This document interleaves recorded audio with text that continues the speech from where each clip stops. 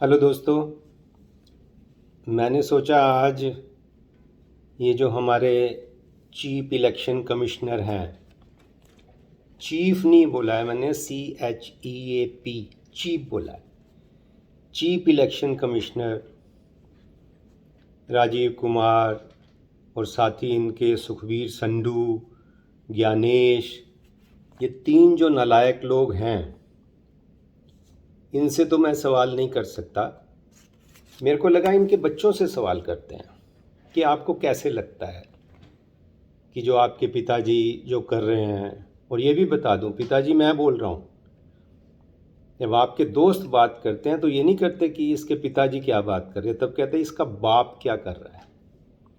तो ये जो चर्चा चल रही है कि क्या कर रहे हैं, और बापू के 3 बंदर हो गए हैं, बुरा मत सुनो, बुरा मत देखो, वो बुरा मत कहो नहीं, ये है बुरा मत बोलो, बुरे पे बुरे के खिलाफ आवाज़ मत उठाओ, एक्शन मत लो। तो मुंह भी बंद किया हुआ है इन्होंने। एक बड़ा अच्छा शेर है जो इन तीनों नलायकों पे पूरा लगता है, चीफ इलेक्शन कमिश्नर और उसके साथियों पे, कि पानी पानी कर गई मुझको कलंदर की वो बात, जब भी गिरा तू गैर के आगे, ना तन तेरा ना मन। तो इतना क्यों गिर गए हैं, ये बच्चों को पूछना चाहिए अपने पिताजी से कि आप इतना क्यों गिर गए हैं, क्या करेंगे आप।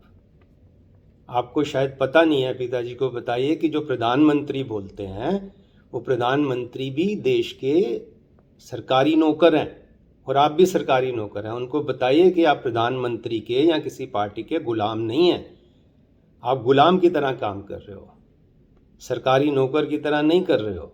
और इनको ये भी बताइए, मेरी थोड़ी खबर है, जितना मैं इन्वेस्टिगेशन करता हूँ, कि जनता में ये चर्चा है कि इस बार दशहरे पे 3 पुतले नहीं जलाए जाएंगे।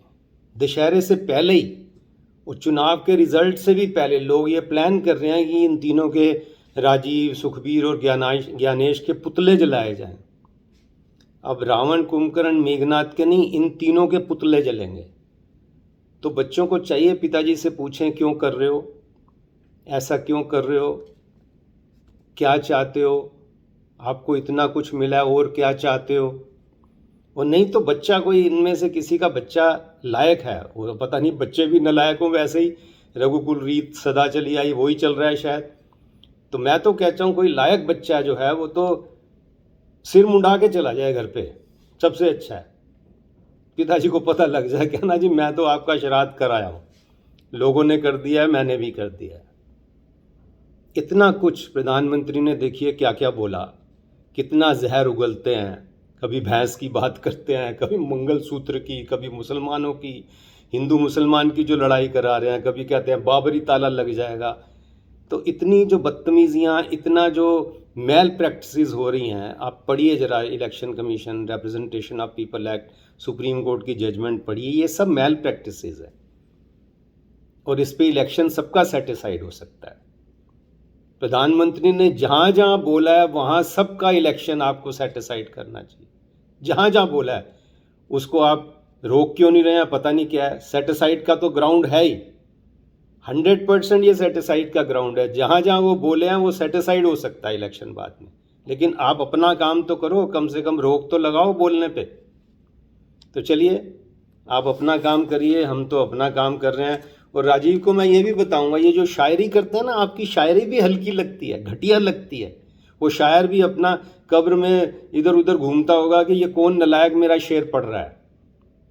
शायरी जुबान से नहीं होती है, शायरी के अल्फाज से नहीं होती है, दिल से जो बात निकलती है असर रखती है, पर नहीं ताकत परवाज मगर रखती है। आप दिल से नहीं बोलते हो, आप तो नकली हो, शायरी भी बर्बाद कर रहे हो।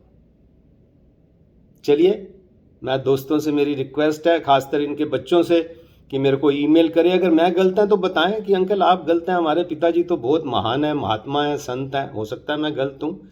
तो बच्चे कम से कम मेरे को ईमेल करें, ashok.arora2310@gmail.com। Thank you, bye.